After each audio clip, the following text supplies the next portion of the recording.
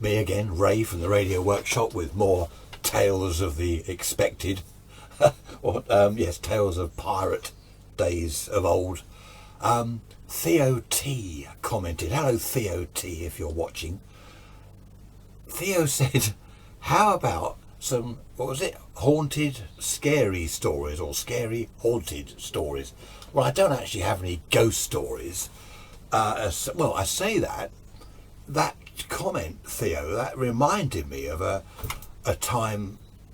It's to do with pirate radio or medium wave, yes, but it's to do more with this derelict house. As always, we were looking, us bunch of lads, teens, early 20s, we were looking for a place to pirate from, set up the medium wave transmitter, the aerial, as you know from all the other videos. Well, the town I live in, going back decades, there was farmland around, as probably with most places in the UK. There was farmland and fields and just sort of wasteland and stuff like that. And it was great fun as kids. We're always over the woods climbing trees. Wonder whether anyone remembers Limbrick Copse. Limbrick Copse, near Limbrick Lane, Goring. Is it Goring? Yes, Goring, Maybridge, out that way. It was all woods, and there was a pond. We get sticklebacks and newts and tadpoles and stuff like that. All great fun as kids. Of course, now it's all housing estates. The whole lot is housing estates. It's such a shame. It's all concrete. Anyway, going back, not at Limbrick Copse, but not too far from there was a derelict house in the woods. It was probably an old farm place, I don't know, farm workers' cottage, something like that. I don't know what it was, but it was definitely derelict. Not many people knew about it. It had a couple of broken windows. The front door was jammed open permanently. The back door was missing, the back door into this very small kitchen. There was a kind of upstairs, but very narrow wooden stairs up to, basically was just a boarded attic with a very small window. So it was a very small place. Downstairs, all that was, assuming the bedroom was upstairs, downstairs was like a very small lounge, little hallway, tiny kitchen, and another room. I don't know what that was, but a very small place, definitely derelict, not been lived in for years, and not many people knew about it. So we thought, ideal place for a bit of medium wave pirate radio. Cup of coffee appeared as if by magic. So we sort of surveyed the place, where we're going to put the aerial up, blah blah blah, and we went back in the evening. Now bear in mind, it's a lovely summer evening. We went back in the evening with the aerial and the insulators, cutters, bits and pieces. All we were going to do is put the aerial up, no transmitting gear, but we took a few beers with us because we thought we'd have a sort of chill out there after we put the aerial up, and a bit of a chat about what we were going to do. There were bits of furniture. There was a kind of old sofa and a chair and a couple of other bits of table and things. So we put the aerial from the chimney to a tree some distance away. That was all done, and we're just sort of sitting there having our beers. And now there was no road or track or anything to the place. Only a sort of narrow footpath, not much of even a footpath. You had to sort of trek through the woods to get to part of it. Anyway, someone said that they'd walk up the chip shop. I think there were 4 or 5 of us. You had to walk quite a way to the road, then down to the chip shop. And he came back with kind of 6 cod chips, and we're having our fish and chips and our beer. It was a great evening. We had too many beers, as we did in those days, and we all sort of went to sleep, on this old sofa and the chair and stuff. And it was about 3:30 in the morning. I remember that because it wasn't quite daylight. In midsummer, daylight's about 4 o'clock. It was about 3:30. One of the lads woke the rest of us up and he said, "Look, there's someone in the hall." So, well, blimey, we're all looking out there. What? He said, "There's lights, there's a torch." So we're looking, and it wasn't a torch. It was flashing lights. An arc welder, when you're going, you've got your thing on, and all the flashing around the walls from the arc welder. It was like that. There was no sound with it, but it was like that. A kind of blue, violety colour light. Just like reflection of arc welding going on. And because there was no electricity in the place, no water, no nothing. But it was an electrical type arcing light, if you know what I mean. And we're sort of looking, none of us dared venture out into the hallway. Mind you, that's the only way we could get out of the house. I say house, cottage. And anyway, it stopped. So, we're all sort of, well, this is a bit scary. What on earth's going on? Of course, it's by now, it's getting like 4 o'clock. It is daylight. And, we all sort of cleared off home. We didn't know what that was. Hang on a second, here we go. It's probably a pirate. Sorry about that, it wasn't a pirate. So, yeah, I specifically remember the dawn chorus. The birds all start singing about 4 in the morning in the summer. And it was really loud because we're in the woods and sort of fields and that, really loud, these birds singing. And the sun was coming up and daylight, and it wasn't so scary, but we didn't know what it was.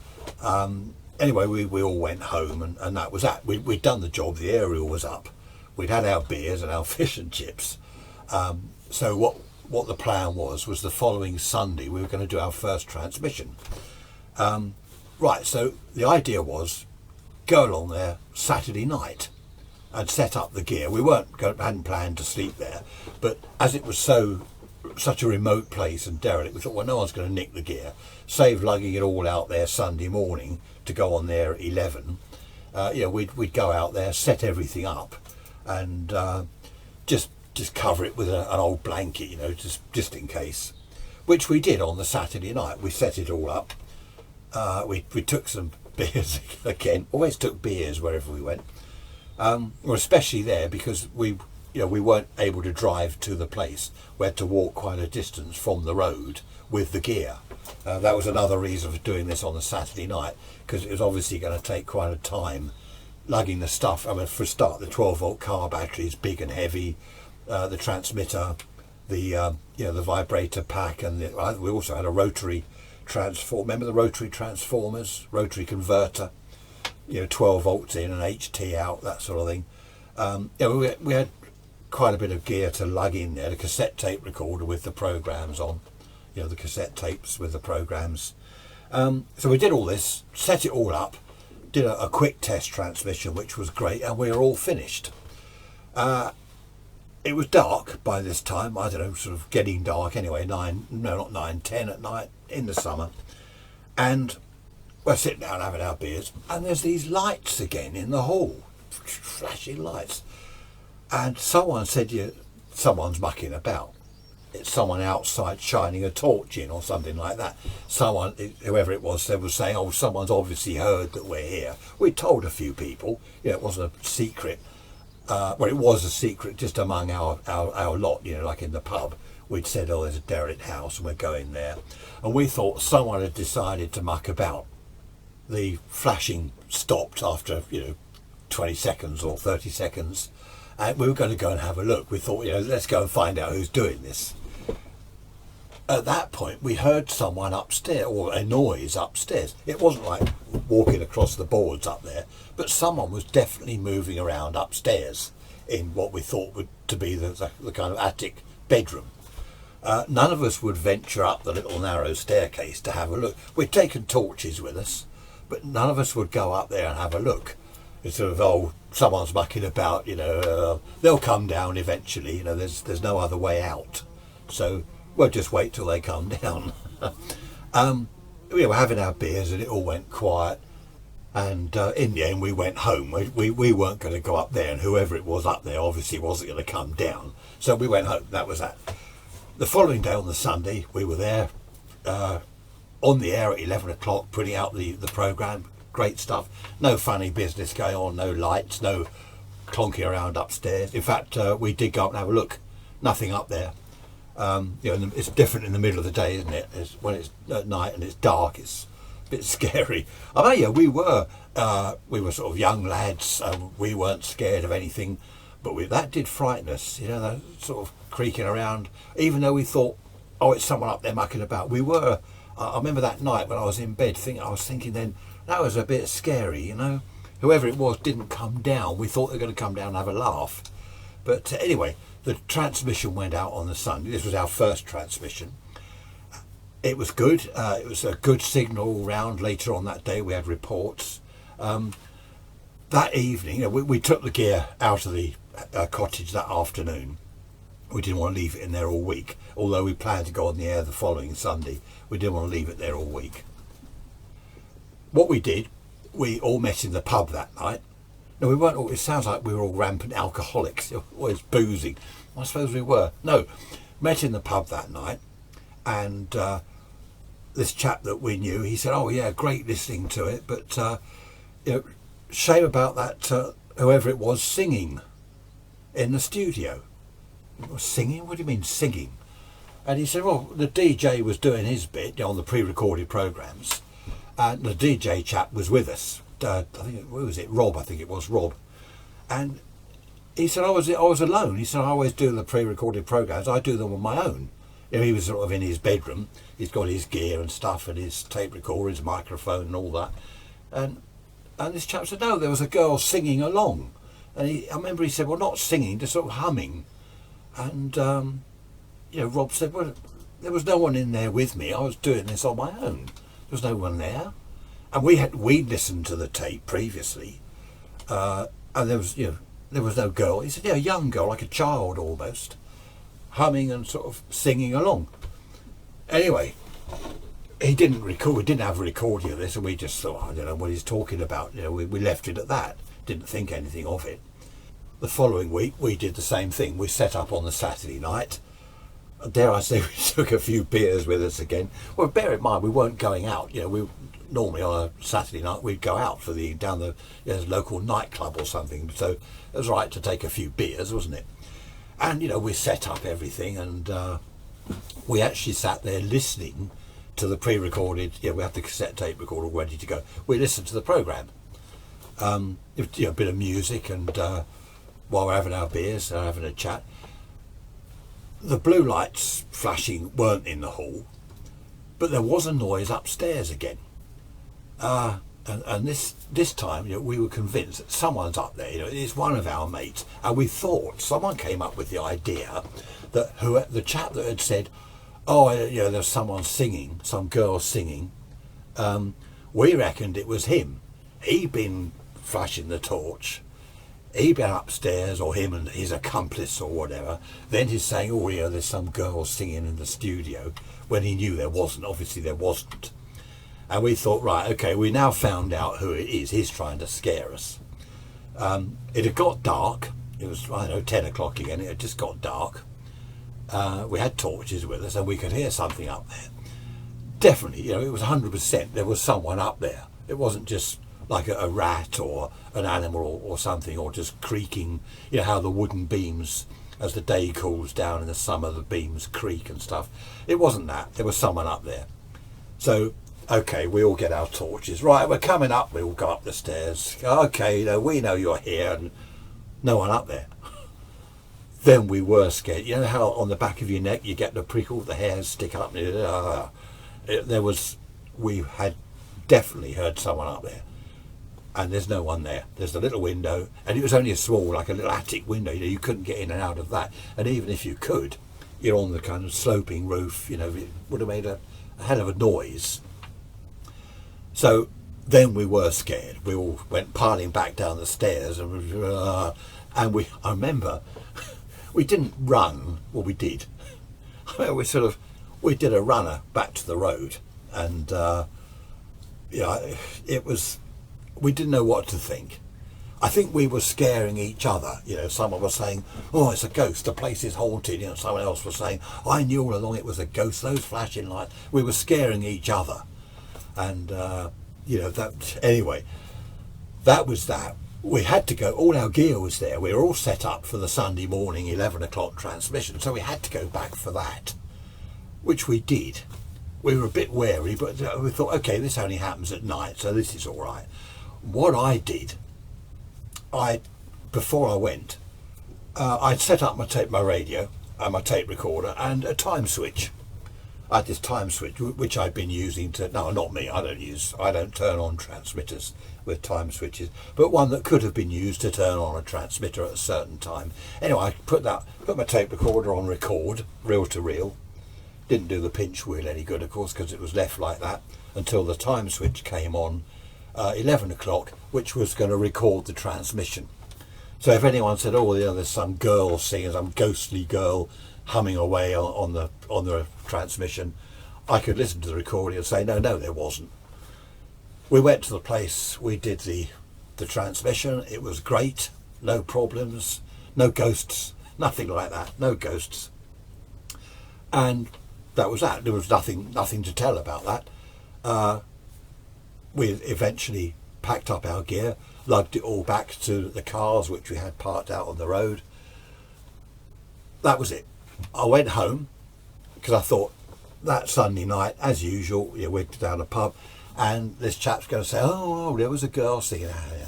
So I got home and I put the tape on and I replayed the recording, okay, the live on-air recording. Now, you know what I'm going to say next, don't you? And you're right. I sat there and I listened, and there was a girl, childlike girl's voice, humming, singing, not whining or moaning, but I can't describe it. Not loud, but definitely there on the tape. I could hear it. It wasn't through the whole hour's transmission. It was only now and then, but she was definitely there. Now, I had heard the original recording, the pre-recorded tape. There was nothing on there like that at all.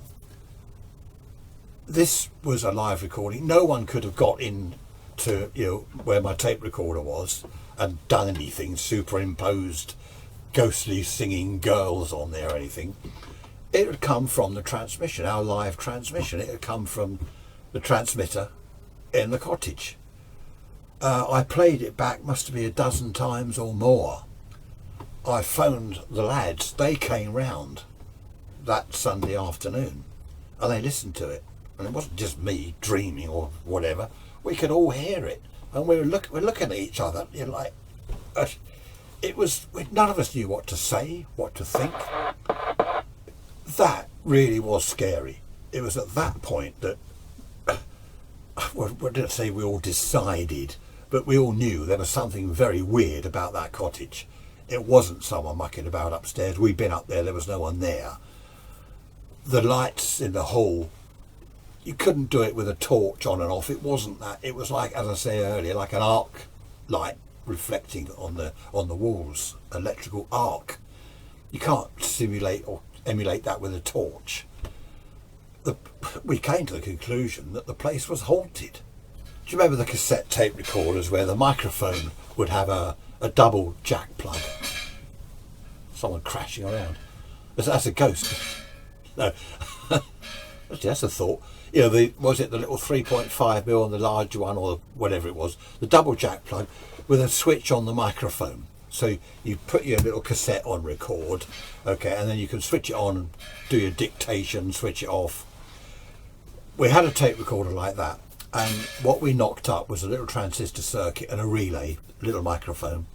So any sound, right, the little transistor circuit would pick it up and flick the relay, which we'd then plug into the tape recorder, and it would record. We set a capacitor, a time thing on the relay, so any noise the tape recorder would switch on for about 30 seconds, and then the relay would flip out again. It would trip out. Okay, we set this up and we took it there. Right, we all went into this cottage. Even telling you the story now, even thinking back and just relating this, it does make me feel, I don't know, weird, eerie. So we put it on the table in this room, set it up, checked it, clap, clap, yes, it's recording about 30 seconds, then it switches off. And we did this on the Saturday evening, before it was dark, I hasten to add, and we all cleared off pretty quick. We did a runner. On the Sunday morning, I got a phone call about 7 o'clock. And I know it's early, but let's go and get the tape. Let's go and listen. So, we all went. I think we got there about 9 in the end. There's the tape recorder.